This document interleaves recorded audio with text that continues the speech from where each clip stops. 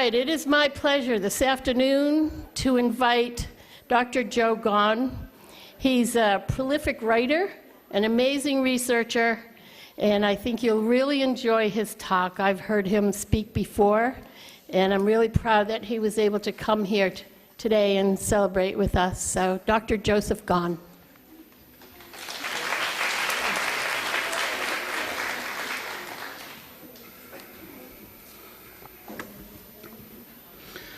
Well, thanks. I know it's after lunch, so I'll do my best to try to help people stay awake. If I doze off, someone say something. Today I'm going to talk to you about Indigenous research methodologies and some reflections I have about it.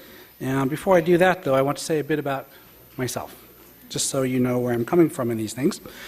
My name is Joe Gahn, and I'm a member of the Gros Ventre Nation of Fort Belknap, and I was born and reared in Montana. And I'm a psychologist by training, and I'm a faculty member in the Department of Psychology at the University of Michigan.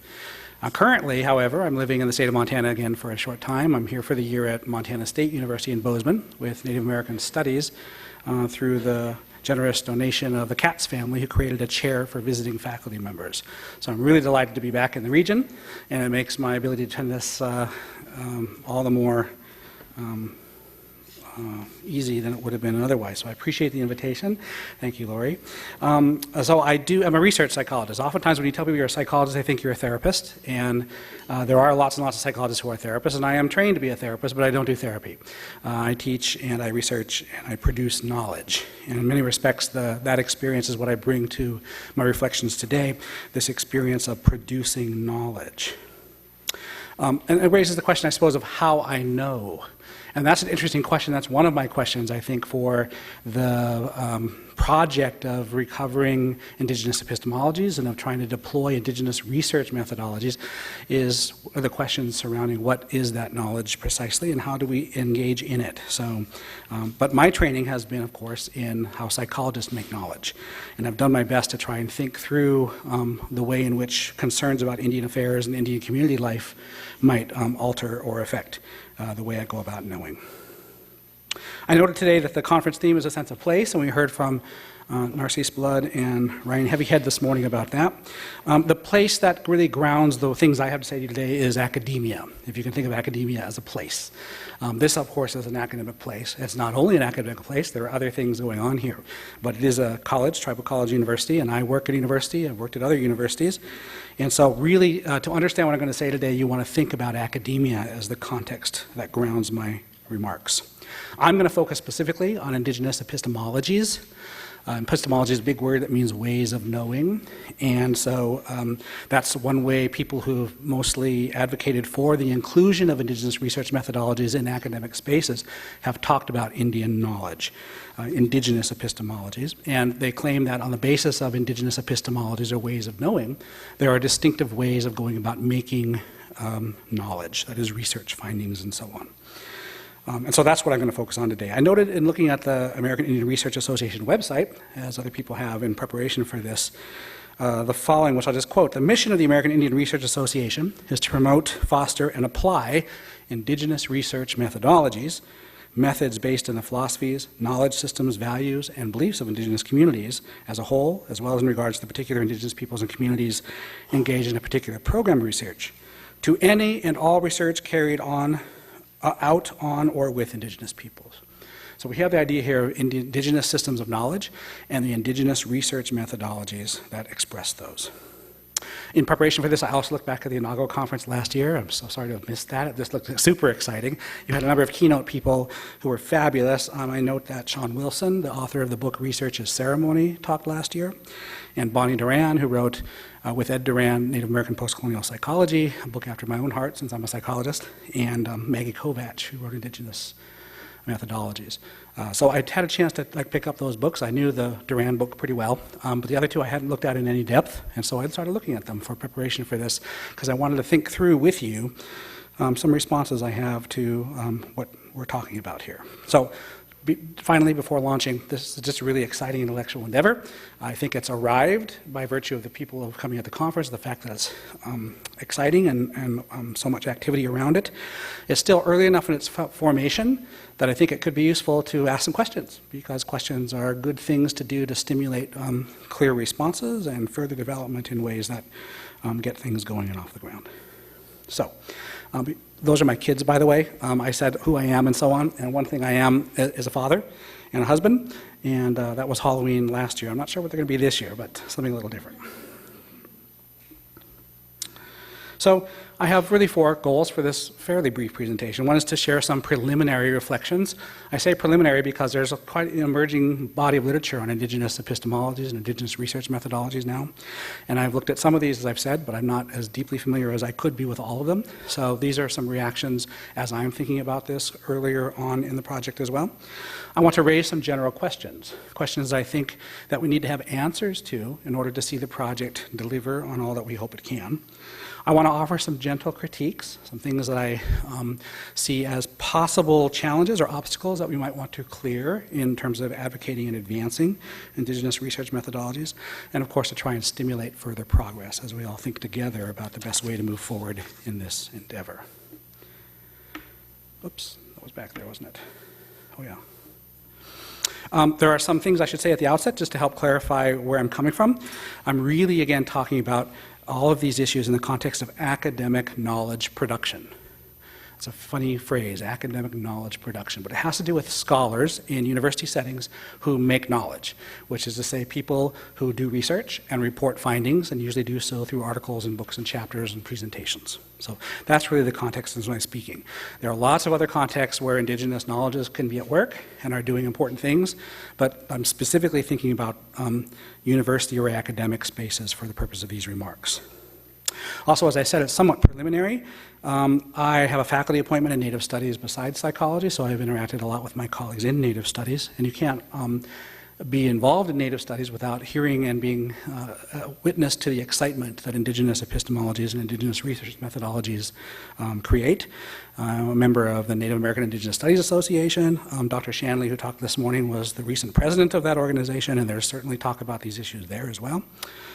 I have, early on in my career, was asked to write a chapter about psychology in a book by Devin Mahiso and Angela Cavender-Wilson called Indigenizing the Academy. In some ways, that was my first opportunity to try to think about, okay, well, how do you bridge these things or pull them together? Because it wasn't evident to me how psychology could be talked about as an Indigenous formation in any clear sense. I had to work through that. I've written some articles about the intersection of Indigenous ways of knowing and, quote, Western ways of knowing in terms of thinking about how you would evaluate programs like substance abuse treatment or other kinds of interventions for mental illness and so on. And I've, of course, had a lot of informal exchanges with colleagues and looked over some of these books. All of that is to say, though, that I wouldn't say that I'm the most expert in this field. So I really am trying to raise questions and ask for considerations that I'm interested in the answers to. I'm interested in what people have to say. I don't claim that they were framed as questions because they really are questions, and I'm curious to hear what people come up with answers, because I will grow through that. I hope all of us can grow through these questions. So today, basically, over the next now probably 20 minutes, I'm going to offer several humble reflections and some anxious misgivings that I harbor about Indigenous knowledge, particularly, again, in the context of academic inquiry. How I'm going to do this is 4 little parts here. The first I'm going to call 10 postulates of Indigenous research methodologies. And my goal in doing that is to try to just unpack in quick step-by-step format what I understand Indigenous research methodologies to be about. Then I'm going to offer 3 sets of key questions for those who are advocating for Indigenous research methodologies. Then I'm going to share 8 misgivings I have about the project of Indigenous research methodologies, and then I'll offer 2 takeaway points that I have in having thought through the things I'm about to share with you. So let's start with the 10 postulates of Indigenous research methodologies.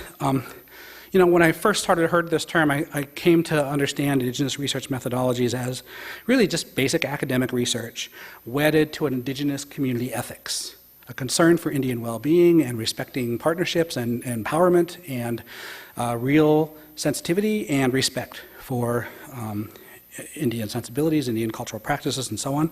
And so you take that, and as long as you have those things and do what would otherwise look like Western research, I had an idea that that might be what Indigenous research methodology was about. And I think there are people who talk about it in more or less that way, but I think in the way that people like Maggie Kovich in her book, Sean Wilson in his book, and some of these other folks have written and talked about Indigenous research methodologies, they have something a bit more substantive than just that in mind. And so what I want to do is just list out for you 10 sort of sequenced statements that I think in which I'm trying to capture what I understand them to be saying when they advocate for Indigenous research methodologies. So, statement number 1.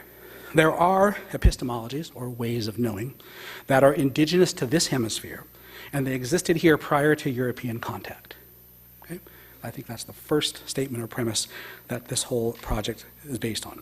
The second one is that Europeans also had their own epistemologies that developed with them wherever they were before, and they brought with them when they came to North America. So you had a set that were here and some that are brought. Number 3.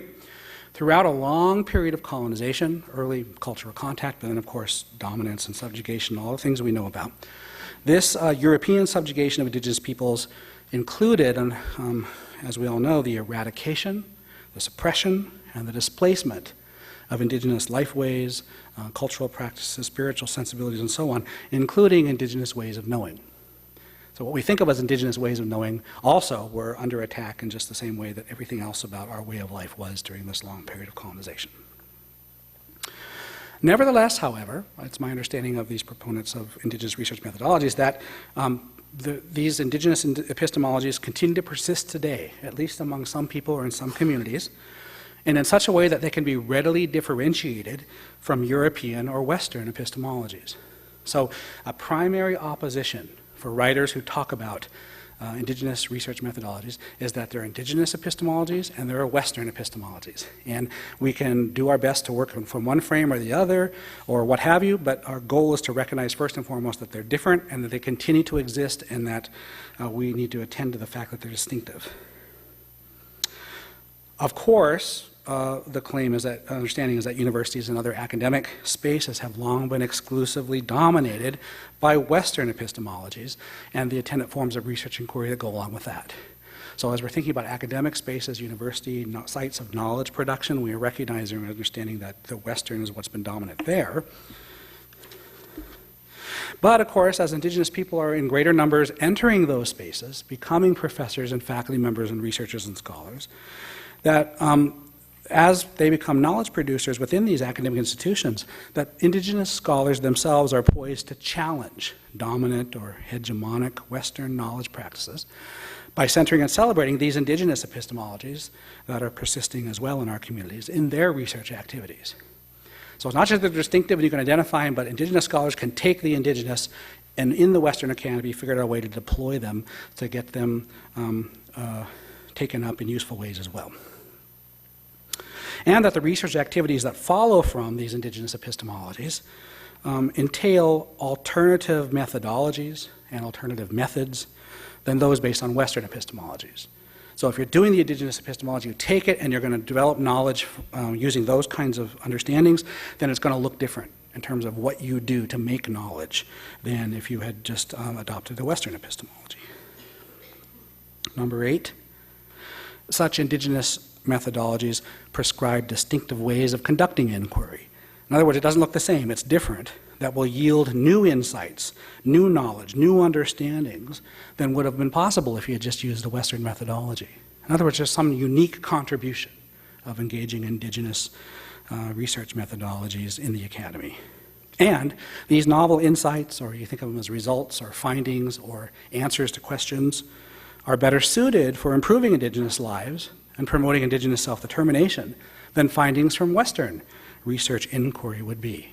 So in the end, the belief is that the solutions that are generated are going to be more tailored and more effective and more helpful for our communities than if we had just done the Western thing.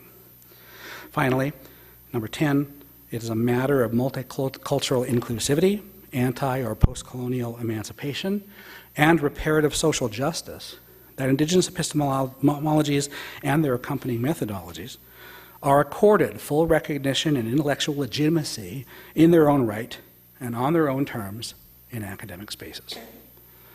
So I've taken you from the fact that, there would have been something like Indigenous epistemologies prior to European contact, all the way through to why people think it's so important to take up this mission of making these alternative and distinctive ways of knowing and conducting research central to inquiry by Indigenous people in university or academic spaces.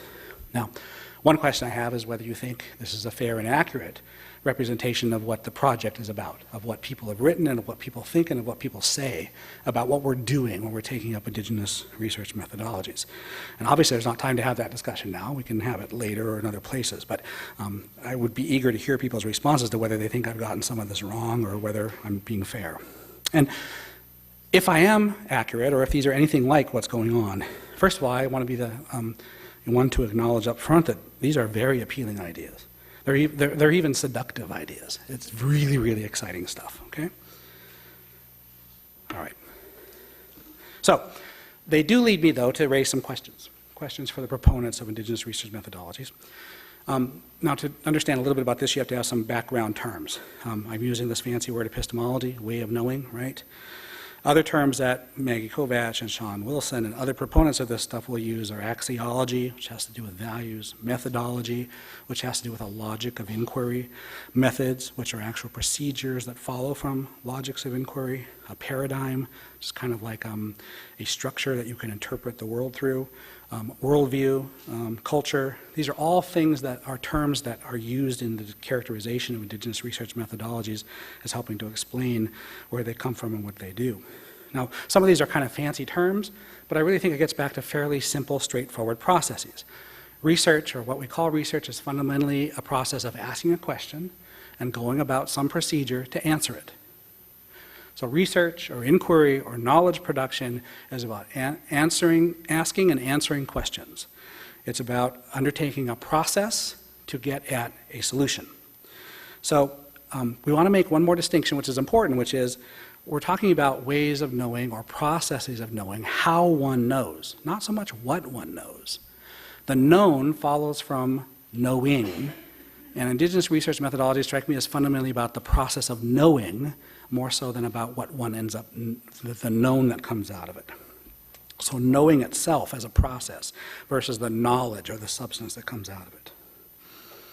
Okay, so as I think about Indigenous ways of knowing and trying to get my head around that early on, I think of something like this. This here is a picture taken by William Wildschut, who collected a lot of things from the Crow Reservation in the 1930s. And this is known as the braided tail skull medicine. Anthropologists had never heard of skull medicine bundles prior to William Wildschut finding several of these on the Crow Reservation about that time. This particular skull was said to have belonged to a Crow man, Braided Tail, who was a very famous medicine man, evidently, and was passed down generation after generation, maybe 4 or 5 generations, in this bundle. And the practice was, apparently, that sometimes after you bury your dead, and of course, it's often in a tree or a scaffold, and then over time, it's just the bones that are left. And sometimes someone who was really missing the departed would go take the skull. And the skull would ensure that the person would come to visit sometimes. And in a bundle complex like this, it meant that you could consult it when you needed to know something. So the kinds of things you would do a ceremony, open this bundle and consult Braided Tail here for. This was owned by the wife of Old Alligator, for example, who knew how to use it. If you were going on a war party and you wanted to know where the enemy was, or a war was coming your way and you wanted to know what the outcome would be, you would open this bundle and do a ceremony and ask, and you would find out the answer.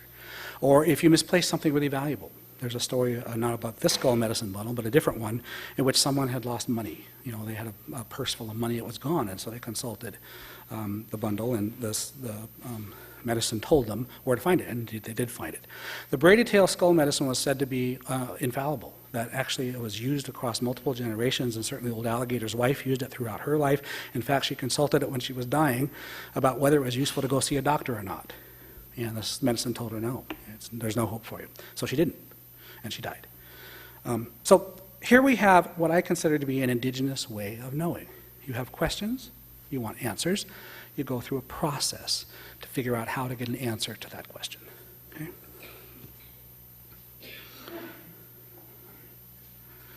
Now, whether this is an Indigenous epistemology and whether there is an accompanying or an implied Indigenous research methodology that can come from this that would help scholars in academia make knowledge, I'm not so sure. So the questions I have kind of follow a bit from that. And to do that, I need to just take one more quick little detour to review some terms. You might know of the Mohawk scholar named Brant Castellano. She has characterized Indigenous traditional knowledges as emanating from 3 different sources and being characterized by 5 different attributes. So the 3 sources she talks about were that they come from traditional teachings that are handed down generation to generation, or they come from empirical knowledge, whereby you just observe the world and try to figure out patterns and irregularities in a predictable way, or the revealed knowledge. You consult other than human beings, we could say, not spirits, not spirituality, right, for the reasons that I thought Mr. Heavy had explained very nicely this morning, but revealed knowledge of a kind that could be very useful. In addition, Brant Castellano talks about 5 characteristics here, that these are personal, that it's not abstract and distant and about someone else, that it's how things come in contact with your life and experience, that they're oral, that is, they're talked about and shared through narrative or other kinds of discourse rather than through writing, say, that they are experiential in a way, I guess I just said, that they're holistic, and that they're narratively conveyed. So keeping all this in mind, just as background about how some of our leading scholars have talked about Indigenous traditional knowledges, here are some questions that I have that I think would be good to think about and try to come up with answers to as we move this project forward. First of all, what is an Indigenous epistemology in a very specific, concrete, on-the-ground sense? It's one thing to have a bit of knowledge here, a bit of knowledge there, but epistemology strikes me as an entire system of knowledge. So to answer this question, it seems like we would need to discuss how comprehensive, that is wide, all-encompassing and wide-spanning, how coherent, that is integrated and coming into a single reasonable model, how constructive, that is how useful is it to producing answers to questions, and how consensual, that is how many people would have to believe it, endorse it, or say, yeah, that's it, to know that we have a set of knowledge practices that qualify as an Indigenous epistemology. One thing that strikes me is that so much of our traditional practices and knowledge that I've encountered anyway is so fragmented. It's, this was left and that part was left, and sometimes it's hard to know how it all fit back in the day. And so part of it is figuring out, well, what is that an epistemology? If it's fragmented, can it be an epistemology, or does it have to be comprehensive, coherent, constructive, consensual? Is it parallel to language in a sense, which having a little bit of it may not get you very far? Or is having a little bit of it okay? Then, second, we need to differentiate between and among various terms that are used to talk about knowledge. For example, we want to know the difference between a conjecture and a claim. If I say, looks like rain today, is that something to be taken super seriously, like I'm claiming to know that it's going to rain and I'm predicting rain? Or is that just an opinion or a conjecture of some kind? And how do we distinguish between a conjecture and something that's meant to be a claim, like this is true? Or reasons or rationale, styles and sensibilities, practices and procedures, paradigms and systems. All these things have to do with the nature of whether we're talking about opinions or truths. If someone doesn't like the Washington Redskins in our community, another person says, don't leave it alone, it's no big deal. Is that any representative of anything important that we want to think about relative to knowledge claims? Beyond this, I think we need to clarify how distinctive Indigenous epistemologies need to be from so-called Western epistemologies to be called Indigenous epistemologies. So a striking fact about Indian life, even in Montana, where this is a place that was settled quite late in the country's history by European or American settlers, is the degree of mixing. We've been interacting with people for so very long that you want to begin to wonder, well, how pure does it need to be? And if it's not pure, if it's mixed, is it fair to call it an Indigenous epistemology or no? And that's mixing with Europeans. What about mixing across different tribes, which has been happening from time immemorial, et cetera, et cetera? So questions about how intact, I guess, does an epistemology have to be, how distinctive to be called that? And finally, we need to account, I think, for how pre-contact Indigenous epistemologies could survive today, given that we've endured so much culture loss. Every community you go to, you've got this funny paradox. On the one hand, we've lost everything. The white man took it all. On the other hand, oh, but we have our own traditional ways of knowing. We have indigenous epistemologies. We know we can do our own thing our own way. Those two things don't really go together very well. So I think we need to spend some thought thinking about, well, which is it, and in what way, and how do we make sense of it? So that was one set of questions. What is an indigenous epistemology? A second set of questions pertains to who is an indigenous knower. Now, in my title, I said critical reflections of an indigenous knower. And that was a little bit tongue-in-cheek, because I don't identify as indigenous. I say I'm Gros Ventre or I say I'm Indian. But in any case, I could identify as indigenous, I suppose. And I'm engaged in knowledge production. That's what I do for my living, is I think, and I research, and I write, and I trade ideas. So I guess that makes me a knower. At least I can claim to be a knower and make a good case for it. But does that make me an indigenous knower? Would you call what I do indigenous knowledge? So I want to know who is an indigenous knower. And to answer that question well, I think we need to know several things. I think we need to, first of all, characterize in clear terms the attributes or qualifications of community members who we think carry and express these indigenous epistemologies. Is it everybody? Every person in our community? Whether they know culture or not, whether they talk their language or not, whether they're old or not, whether they've been through 20 years of school or 2 years of school, they all know indigenous epistemologies? Or is it like in philosophy in the West? It's a very select, small number of people who make it their business. In fact, they often are odd people who make it their business to search through these things and come up with answers, and it's arcane and esoteric and hidden and maybe off limits. So we need to characterize what those attributes or qualifications are, who we think actually carries it. And then we need to distinguish between identities of people and the knowledge practices they engage in.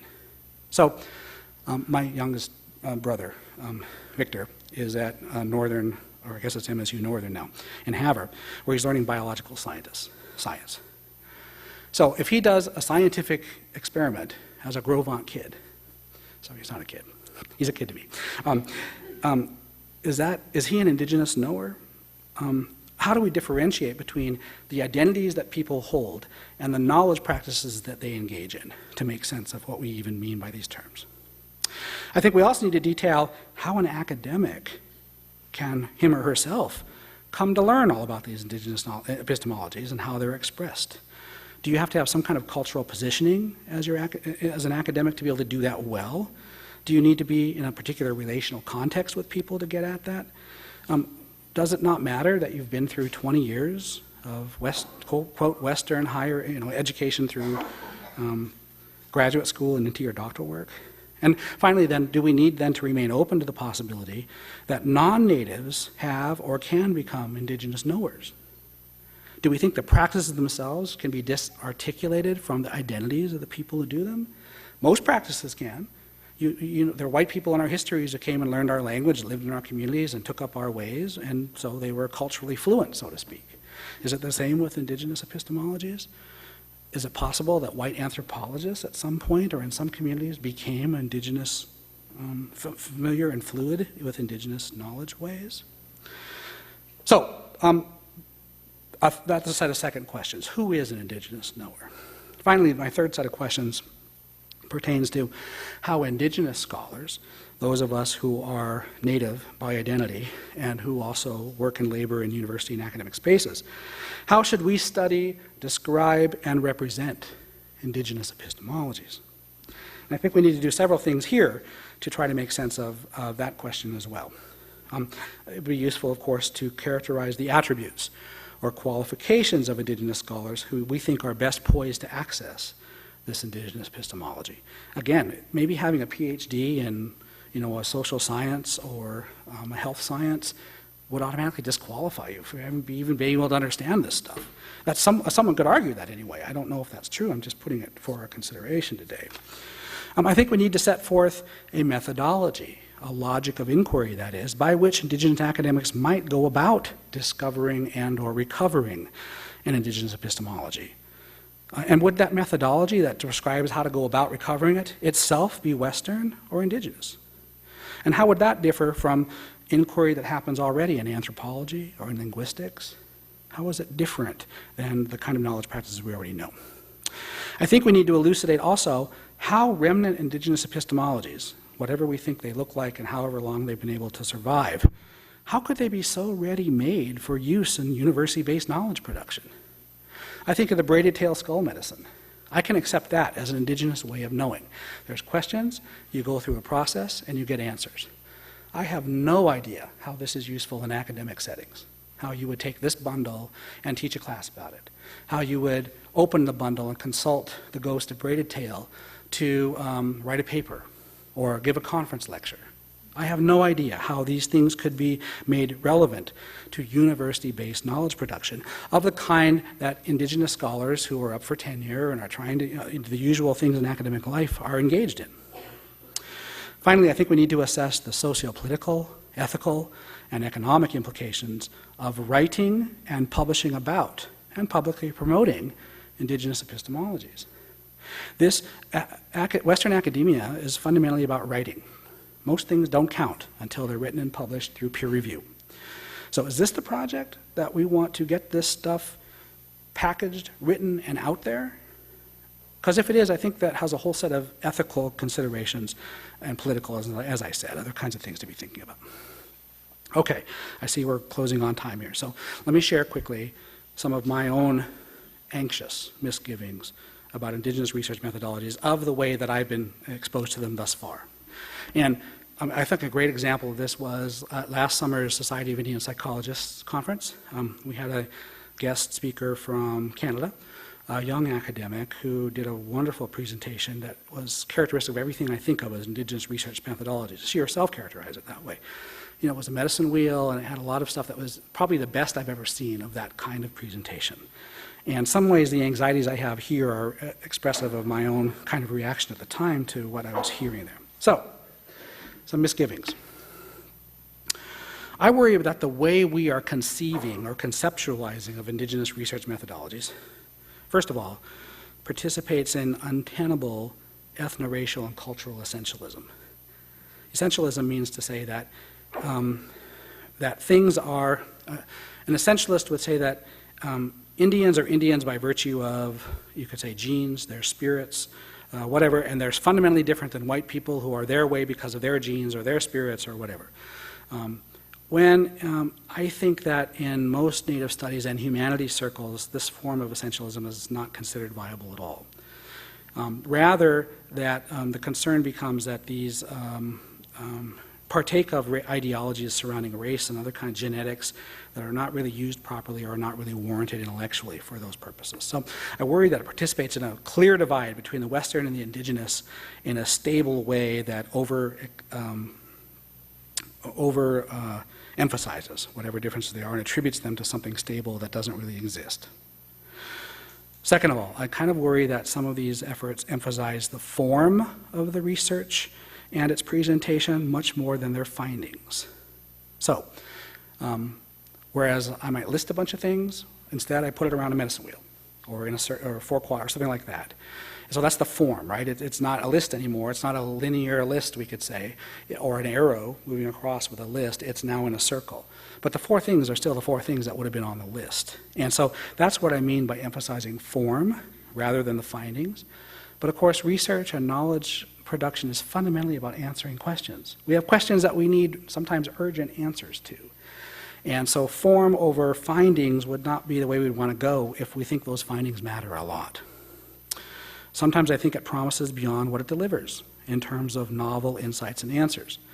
One problem with emphasizing the form and usually the prefatory remarks, which can take most of the presentations I've seen that come from some of this, are that you get this huge buildup. Like, oh my God, here we are, a totally different way of seeing the world and a totally different way of doing inquiry. And by God, what we get out at the end is going to be life-changing, earth-shattering. It's going to be like something I could have never conceived of before.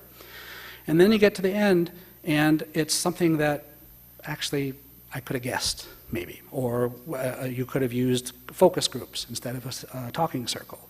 Or you could have found in any other of the established ways of doing research without any particular novelty to what is found. I worry that the way we practice Indigenous research methodologies insulates inquiry in the name of indigeneity from skeptical interrogation.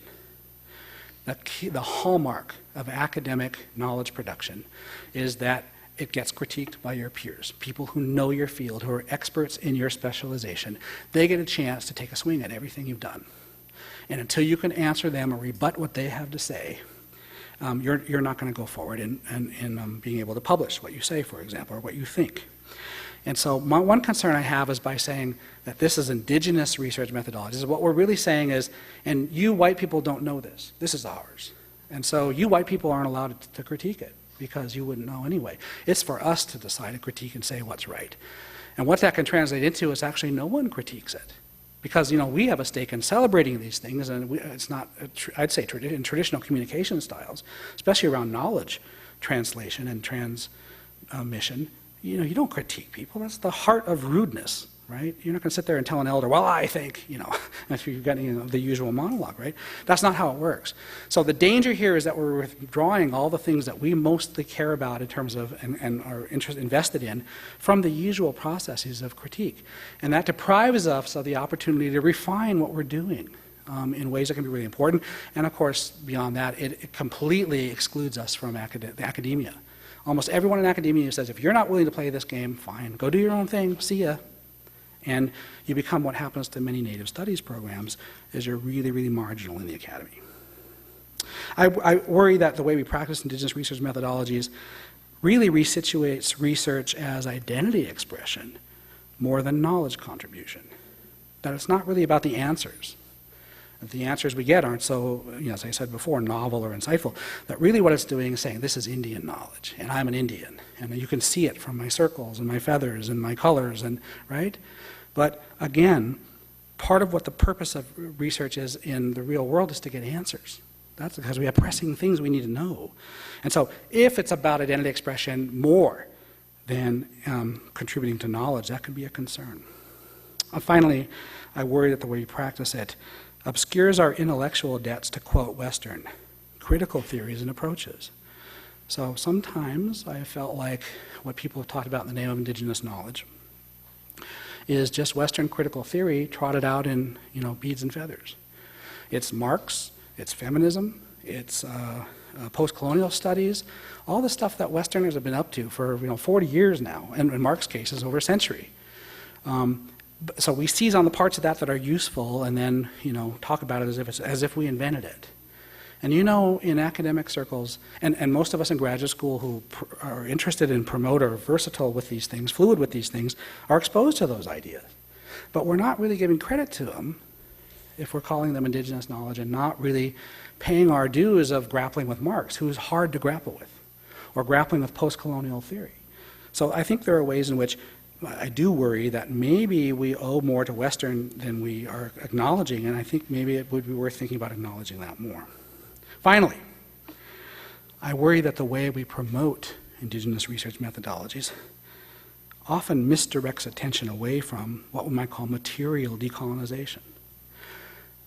I've used the term decolonization to talk about my knowledge production. It's something I've come to rethink in recent years, in part because, as Mr. Blood talked about this morning, decolonization came from experiences in India and Africa, where the indigenous people sent Europeans packing, okay, and took over their own lands and their own territories and their own governments and did their own thing their own way, within the constraints of the life they had left to lead. But if we talk about decolonizing our minds or decolonizing our scholarship, and especially if we're not talking about decolonizing our lands, then I worry that we might be doing a disservice to the broader vision of what decolonization could or maybe even should be. Finally, I worry that the way we promote Indigenous research methodologies can actually actively marginalize existing but non-academic Indigenous forms of knowledge. I think about the braided tail skull medicine, or I think about the ceremonial knowledge that people have, or the ways in which people in our communities have some things left that they are able to engage in for knowing things. And when those are not what's called or referred to as Indigenous epistemologies or Indigenous traditional knowledges or Indigenous research methodologies, then instead what the world starts to think as Indigenous knowledges are academic things, and not the kind of visionary, religious, sacred power experiences that many of our people continue to have to this day. So in that sense, we could be shooting ourselves in the foot if we're emphasizing this kind of academically grounded knowledge instead of the knowledge that exists in everyday life that might not be useful academically, really, but that is really important for the survival of some of what we do. Okay, so in closing, I just have 2 takeaway ideas about Indigenous research methodology. If I had to boil this all down, which of course is mostly questions and mostly misgivings, I think there are 2 things I would rather emphasize here. First, it seems very unlikely to me that whatever remains of pre-contact Indigenous epistemologies in our communities today is going to be well suited for university-based knowledge production by Indigenous or any other scholars, absent a good deal of repackaging, recasting, and reconstructing. Academic knowledge production is a funny beast, and it's got its own kinds of long traditions going a long way back, and to change that as opposed to figure out how to accommodate it is a really big challenge. I just think there are lots of plausible, obvious dimensions of difference between Indigenous epistemologies or Indigenous knowledges and academic or university-based knowledge, the sacred versus the secular, the oral versus the literate, the concrete versus the abstract, the experiential versus the ideational, the useful versus the theoretical, and so forth. And so to be able to accommodate whatever we think are Indigenous epistemologies that remain to academic-based knowledge means it has to be changed in all kinds of ways to be useful in an environment that's so fundamentally different. We want to know then who's best positioned to undertake these necessary reconstructions. If we think that's the goal, we really do want to reconstruct it. And of course, we want to know how can these individuals go about systematically reconstructing all of these traditions while protecting their integrity. Because to go about changing them, of course, is to possibly endanger them in a different way. So I think there are landmines or dilemmas or pitfalls here that we need to take very serious consideration of. Second and finally, it strikes me that emancipatory methodologies or decolonial methodologies or Indigenous methodologies, however you think of them, adopted by and for Indigenous peoples in the context of academic inquiry is thus probably best considered as a mixed form of knowledge, what I'll call a Métis knowledge. It's not Indigenous versus Western. It's mixed up, and it's been mixed for a very long time by the time it gets to the Western Academy. So, first of all, much of what endures today as Indigenous knowledges in our communities is already mixed.